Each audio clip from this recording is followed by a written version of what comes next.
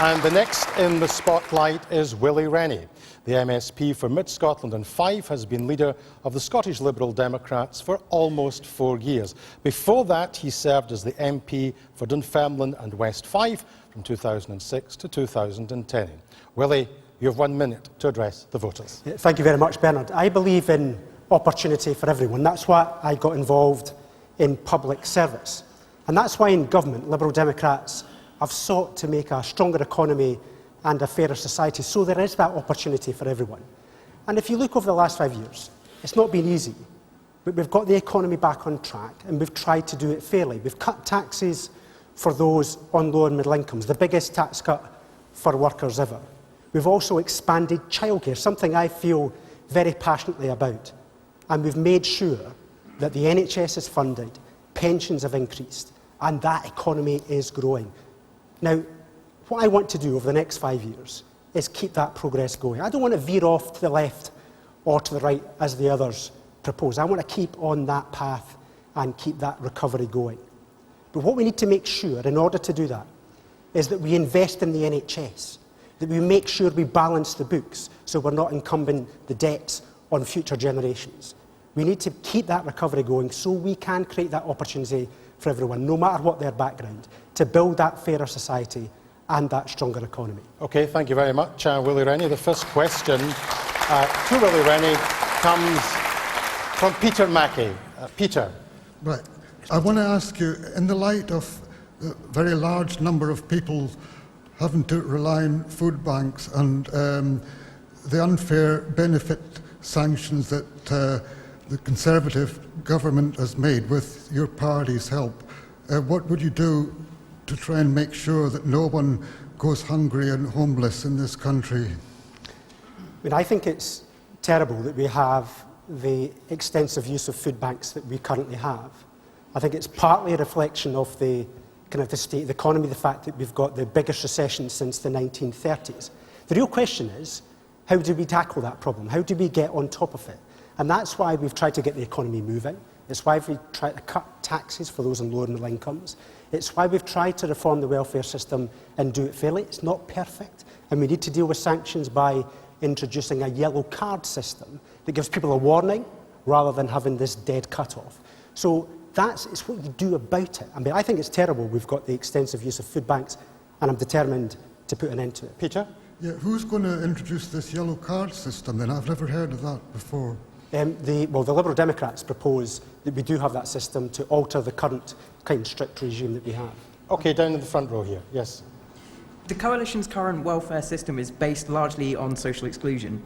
By what you're saying, the sanction and the yellow card system. What are you going to do to ensure that this social exclusion doesn't extend itself and stigmatise people with physical and mental ill health challenges?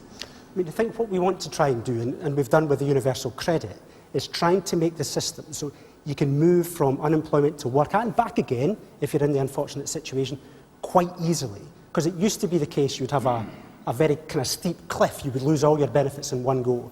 We have a taper now that makes sure that people don't lose out in that kind of way. So that incentivises people into work and helps those that are vulnerable. I think that's the way that we've sought to do it, and I think we are implementing. And another point from the chap in the second row. Unfortunately, I've spent some time unemployed in my life, and it's a demoralising experience being unemployed. The way the whole system is set up seems to suck the spirit from you. Yeah. And that's not just about money, it's about the way human beings treat each other. And that's been the case with this government and with the previous government. And I don't hear anyone saying anything about tackling the way people are treated. I think you're absolutely right, sir. I think you're absolutely right. A more personal approach so that you can have that relationship with the person who's lost a job. It's not just about a personal approach, it's about things like, but being sanctioned, you're ill, you can't make your appointment because you're ill, and you lose your benefits, and then you get no money for 2 weeks, 3 weeks. I just wonder if anyone that's making the decisions has lived that experience. I did some homework before coming here. MPs have voted themselves £60,000 a year. Yep. Half the people in this country who are earn £21,000 or less. Why have you, as MPs, distanced yourself so much from the majority of your constituents?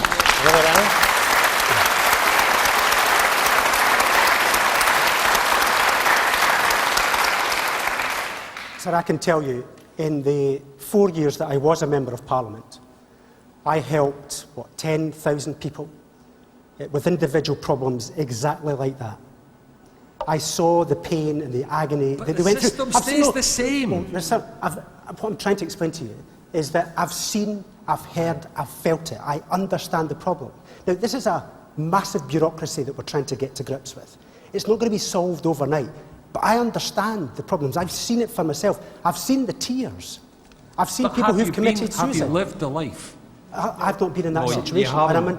I won't deny it. I've not been in that position. But I can tell you, I have felt it, I have seen it, and I want to change it. Okay, I want to move on and take another question from Alan Cooper. Where is Alan? Alan, yes. Like many who voted Liberal Democrats in 2010, I feel that key party values and manifesto pledges, such as the scrapping of tuition fees, were forgotten about as soon as the coalition was formed. I now feel betrayed by the party, and I wonder what you would say to voters such as myself as we go into this election. Well, first of all, I'm sorry. I feel that you feel betrayed by that. We made a mistake on tuition fees. I won't deny that. It let down many people who were strong supporters of our party, people who had supported our opposition to the war in Iraq, people who had supported our strong support for students, people who had supported our approach to human rights. I think a lot of those people felt let down.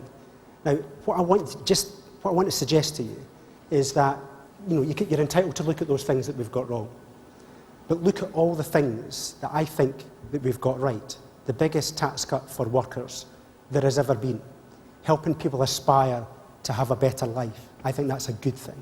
The fact that we've got a triple lock with pensions, which is the biggest ever increase in the state pension. I think the fact that we've expanded childcare to help those from disadvantaged backgrounds get up and get on, so the kind of intergenerational cycle of poverty is kind of broken. Now, I just want you to look at those issues as well as the things that we've got wrong. Is Willie Rennie persuading you here? Possibly not, no.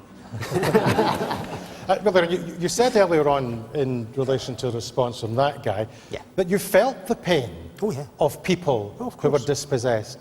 You seriously think that the government of the UK has no responsibility at all for that situation? Of course we've got responsibility, Bernard.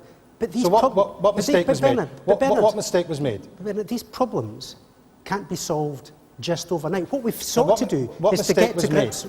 Okay.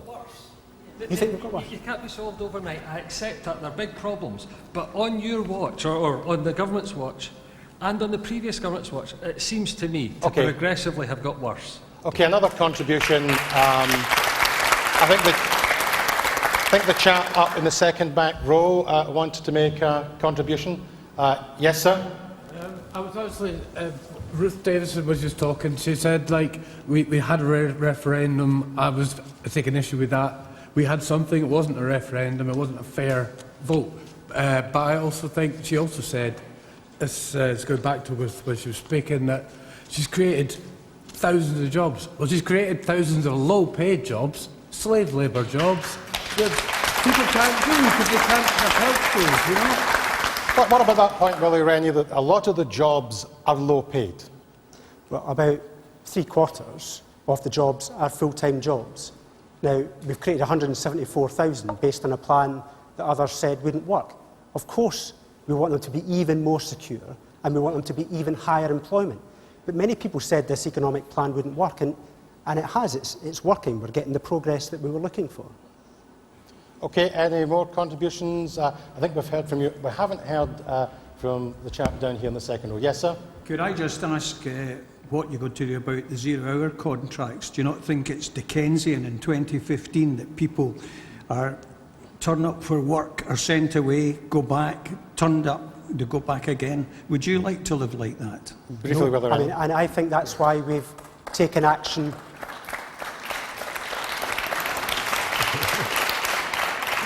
I think it does deserve a round of applause. We've already taken action on what they call exclusivity.